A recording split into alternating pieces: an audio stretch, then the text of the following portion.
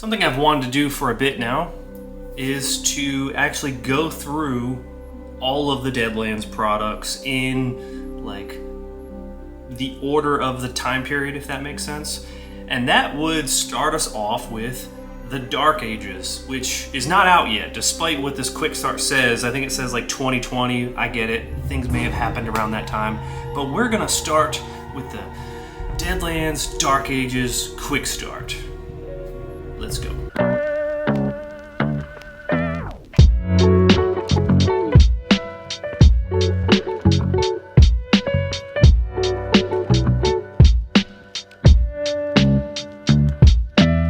Welcome back to the channel. I'm Sacred, and this is the Sacred Art of Gaming, where we enjoy talking about tabletop gaming with an emphasis on solo play. And today we are going to play Savage Worlds, which one of my first systems. I did color something on top of this, so that's why it looks a little crazy. But the main things that we really need to take away from this is that the Sins of the Father is the name of the Quickstart. This is for Deadlands Dark Ages. There's also fear levels that kind of ramp up as this Quickstart goes through. We're gonna kind of play it fast and loose though. I would like to do this all in one sitting. And I don't know that I really need to do conviction if I don't know, we'll see. So something to note is there are something called bennies in this game. And I tend to play like one real character and then have like two extras in a sense. So these are the characters that come with the Quickstart, which I will not be playing. Ulf the Dane and Winchell the Alchemist. Cool characters, I'm just not playing as them. The characters that I am going to be playing as, and this is kind of a deadly Quickstart, so this might go poorly. This is the main character I'm going to be, Wyman the Warrior. He let his Thane down, basically, and he's a warrior, like you'd expect. We have Agnes, I don't know, we'll see. She's a druid, and the nice thing about her, she is not quite as beefy as the warrior, but she can do some spells. She's not quite like just a soft mage. And then she's got some spells over here. And then last but not least, we have Aldwin the Battle Priest.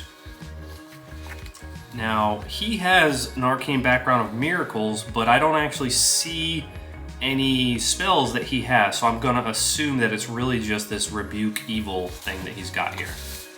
All right, so let's get right into the play, and let's set the scene here. Sacred here from the Sacred Art of Editing. I feel like it's worth noting that with this Quickstart, if you do want to play this Quickstart, at least the one that was released in the way that I have seen it, I'm going to play it. And if you watch this, it will be spoiled. This will absolutely tell you like 90% of what could happen.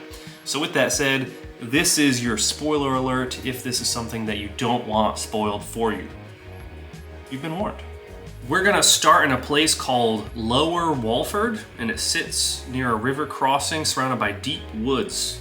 It's home to over 100 souls, and while not a large town, it is the most populated within a good day's walk. Not being on one of the major trade roads, Lower Walford doesn't have much in the way of amenities for wanderers looking for respite. It's big enough to have an alehouse, and that's the most likely place for travelers to stop. So we're just gonna get right into that. As our three adventurers they go into this alehouse and they're looking around, and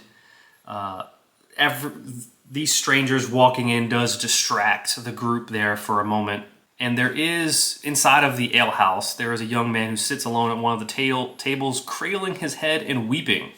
Regardless of, the amount of people in the limited space, most seem to give him a wide berth. Only a black-haired man of about the same age gives him any comfort.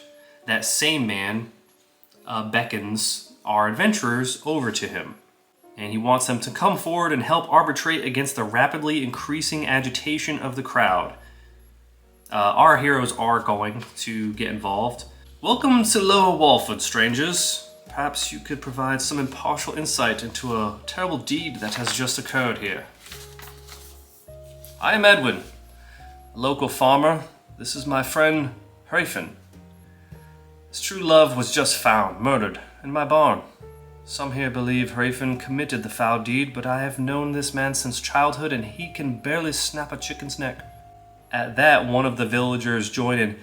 She was found dead in your barn, Edwin, likely about to elope with Hrafen. Everyone knows the girl was betrothed to Broga.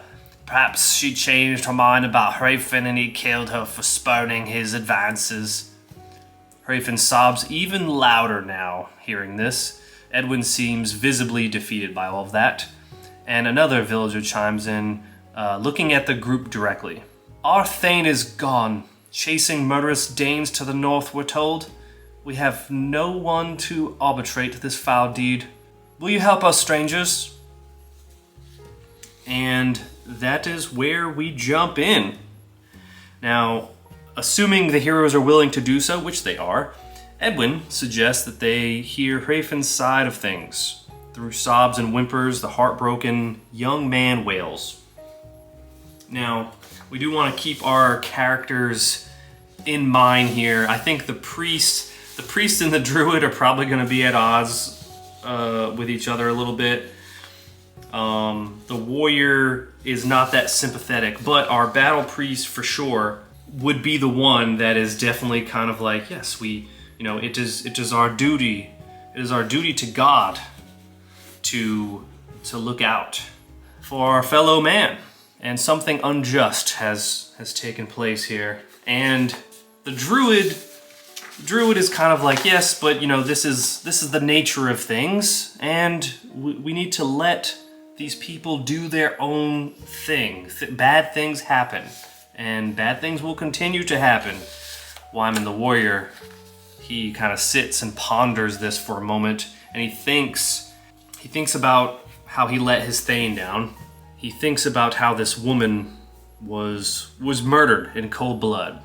And he looks around and he looks at people's reactions to this whole thing, and he looks over at Hrafen and he says to him, "Boy, if I find out that you killed this girl, I will put my, I'm assuming sword, I will put my sword through you so fast, you won't get a chance to even realize what happened."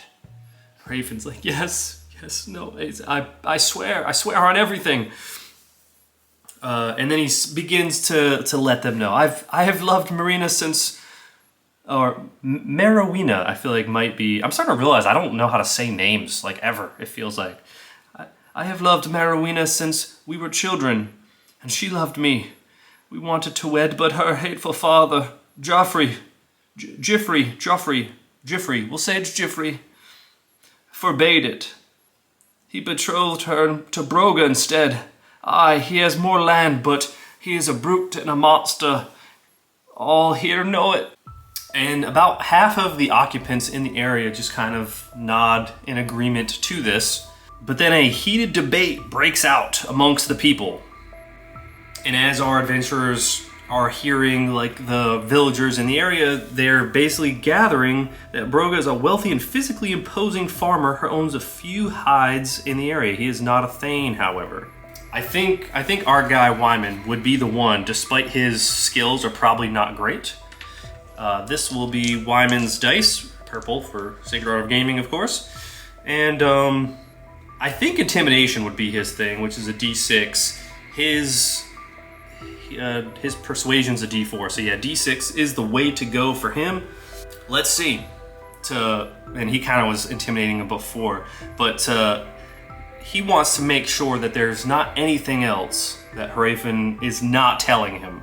Like, if they're gonna ask for help, you better tell me friggin' everything. Alright, the target number in Savage Worlds is always going to be a 4. I say always, almost always, with the exception of, like, when you have to be concerned about parry. That is a 5, so that is a single success. And so he does press him. Hrafen, now he admits to Wyman his plans to elope. Yes, I admit it. We were to meet in Edward's barn. It was late. I was late. Gathering supplies, it's all my fault. By the time I got there, someone else had found her and he kind of begins to sob and cry a little more.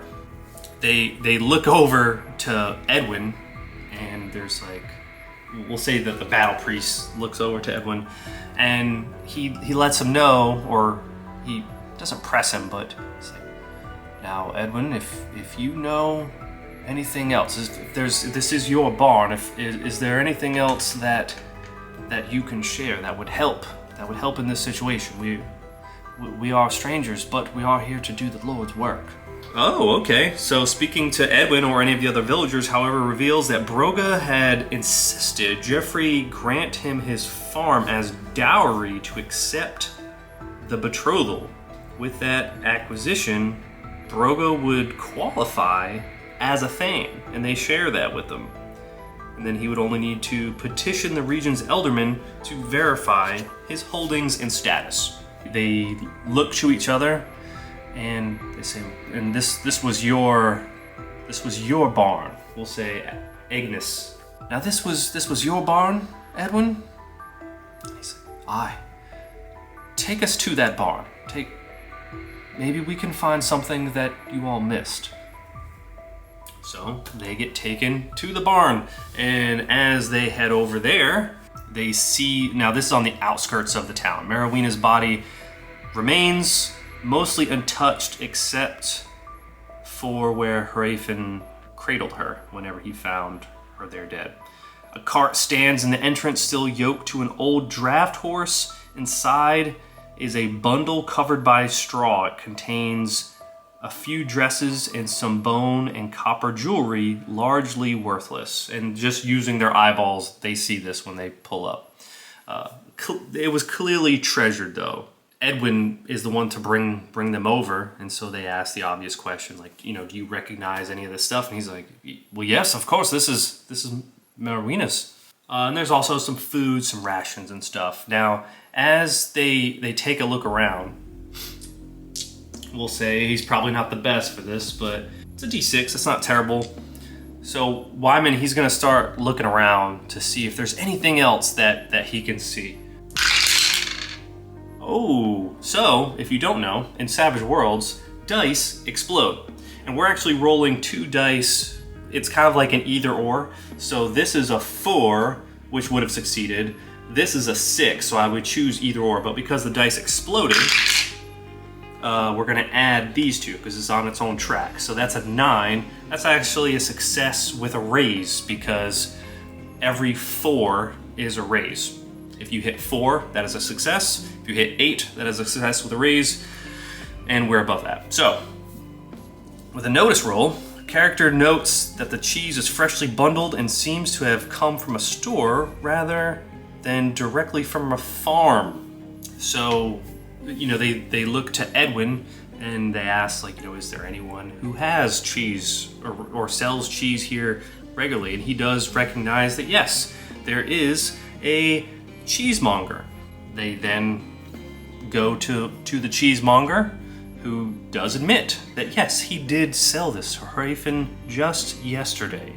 He remembers because the young man said goodbye to him in a strange way, as if he wouldn't be seeing him again. This part we're gonna ignore because that doesn't feel relevant right now, and also it's the order of operations on that is driving me nuts. We'll also say that one of them is able to speak to the cheesemonger or whatever, and as they are at the scene, so there is Merowena, there's the supplies, he's looking at the supplies. Agnes probably would be the one, or actually either one.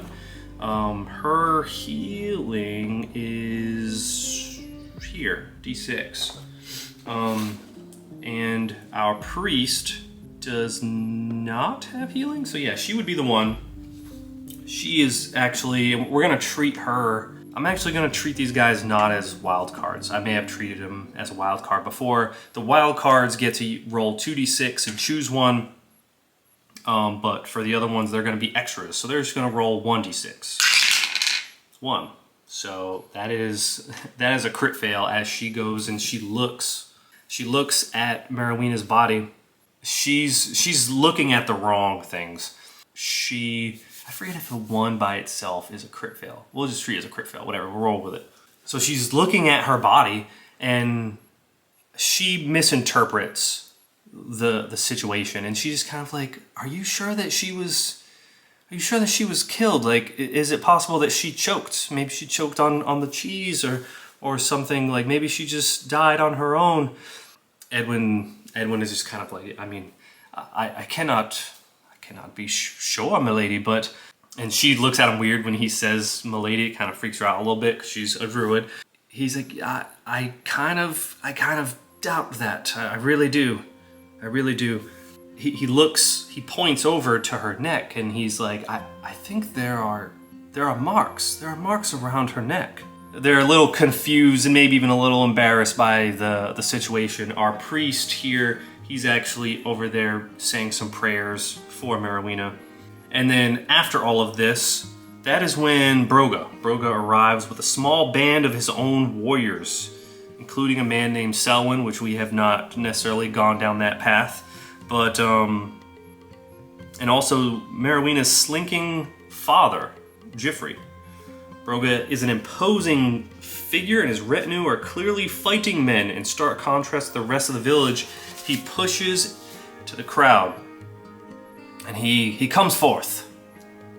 Hrafen has killed my betrothed. Arrest him. I will have justice, and I will have it now. He proclaims loudly.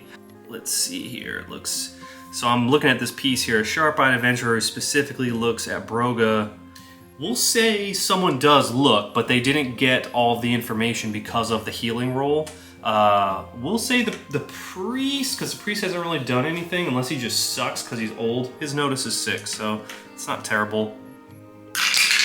4, nice. All right, cool.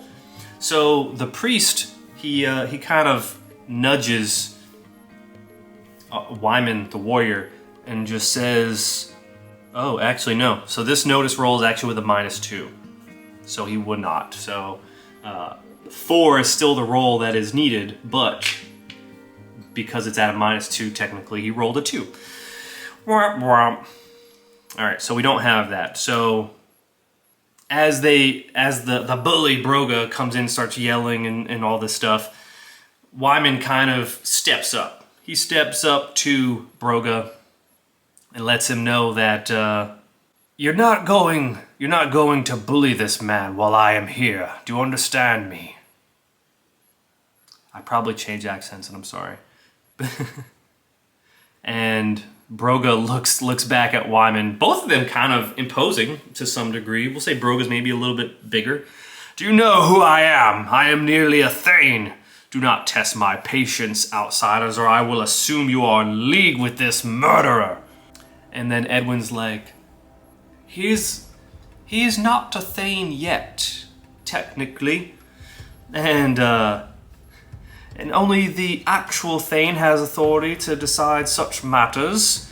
Broga pushes forward, nonetheless, rallying the emotions of a good number in the crowd, because Merawina was well-liked in this village. So this is actually going to put us into a shouting match. And we are already 25 minutes in, so maybe this will have to be more than one.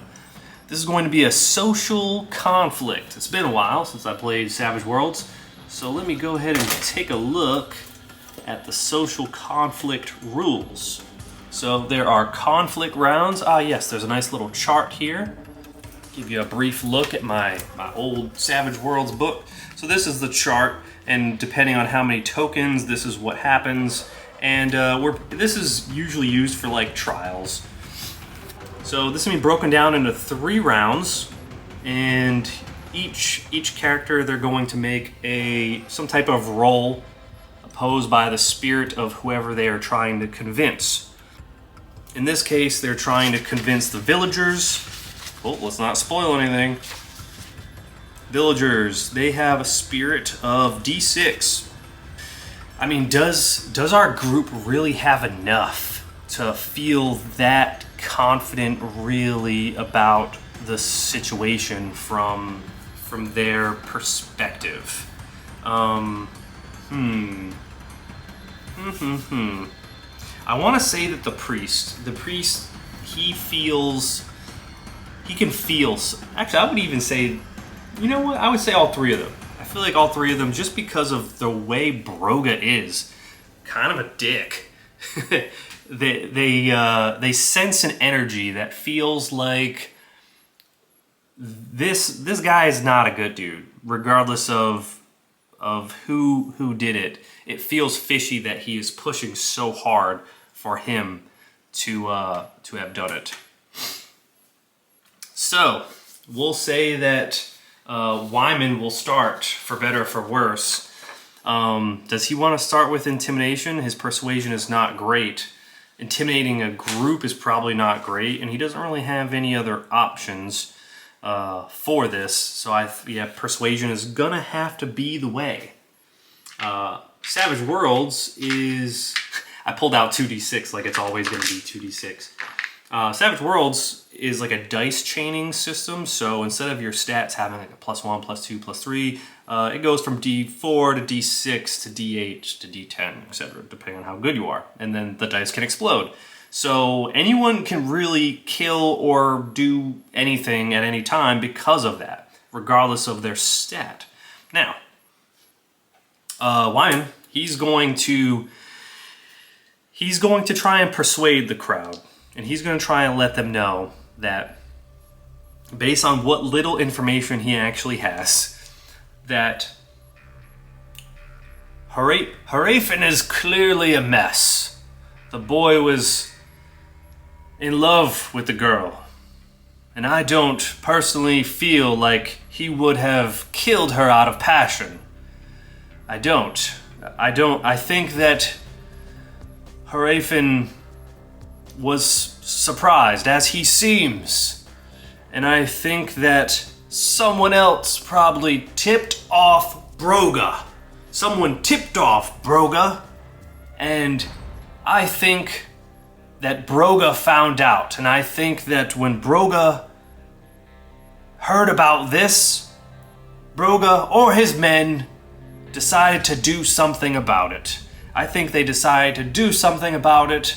And if Merawina loved him like it sounds like she did, and Broga's like, he's like, how dare you say she loved this peasant? And Wyman's like, I'm not done. It sounded like this woman loved this boy. And it sounds a lot like this man, this grown man, is pissed. He's pissed. And he was willing to let some rage out.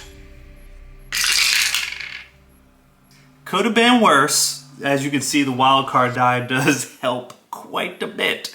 So that is one, we'll say one token. We'll use this guy. One token for us. And you know what? Do we even care about doing Broga's side of it? I don't think we do.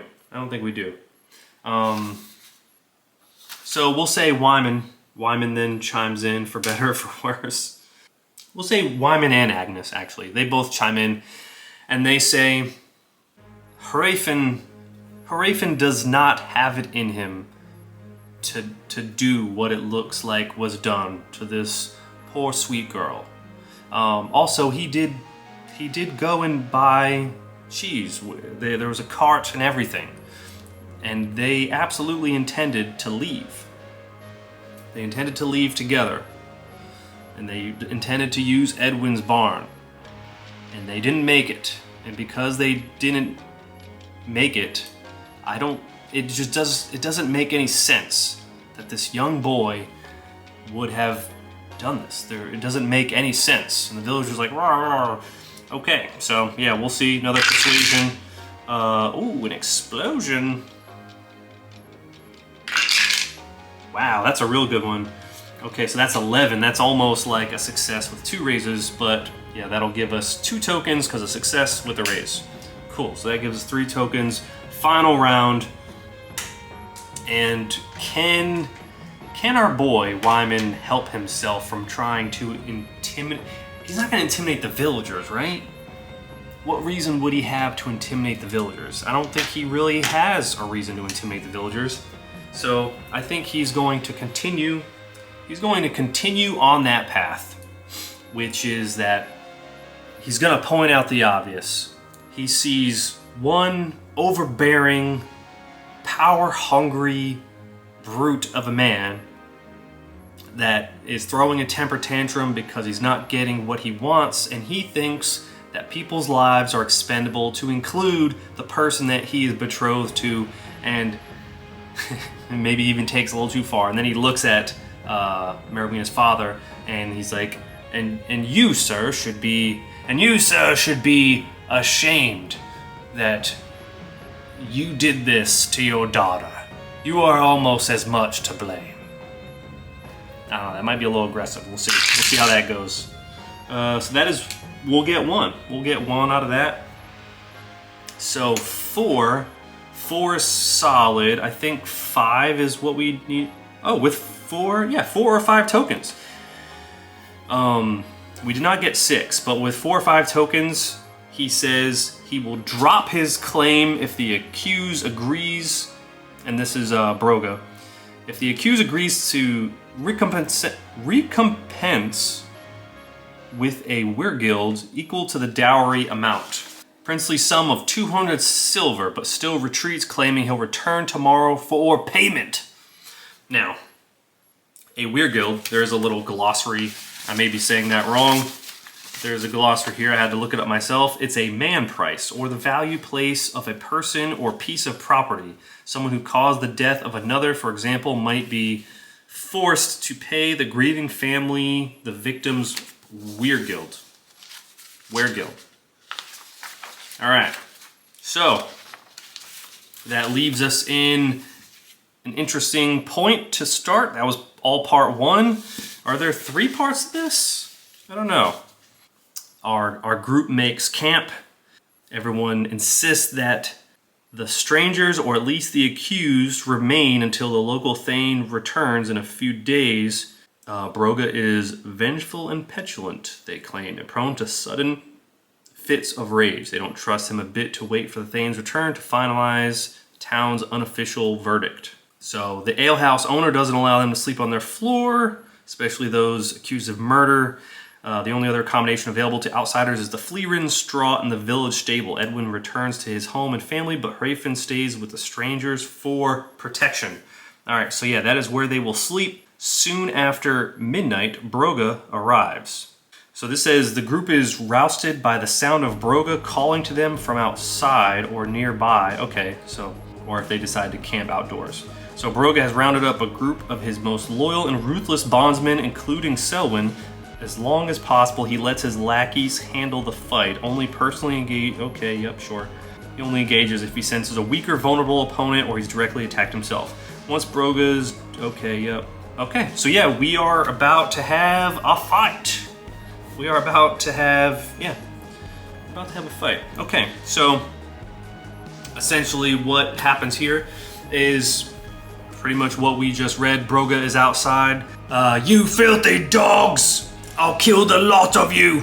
And you know what sucks is I didn't use any of my bennies. Technically in Savage Worlds, they do like recharge per session, but you know what? That might have been a little unfair because that was only like 30 minutes as opposed to like a normal session is probably like 3 hours. So he lets them know, his little guards, his little soldiers here, go get them. You'll pay for sticking your nose into my business. Or my name isn't Broga the Thane. Alright, so yeah, we'll stop it there. Damn. Is it just not possible to do one of these in one shot? I don't know. But yeah. If you enjoyed this video, like, comment, subscribe, do all the things.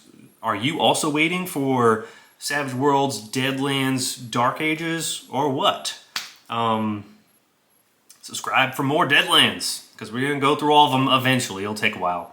So yeah, I'll see you in the next one as we continue to explore the sacred art of gaming together.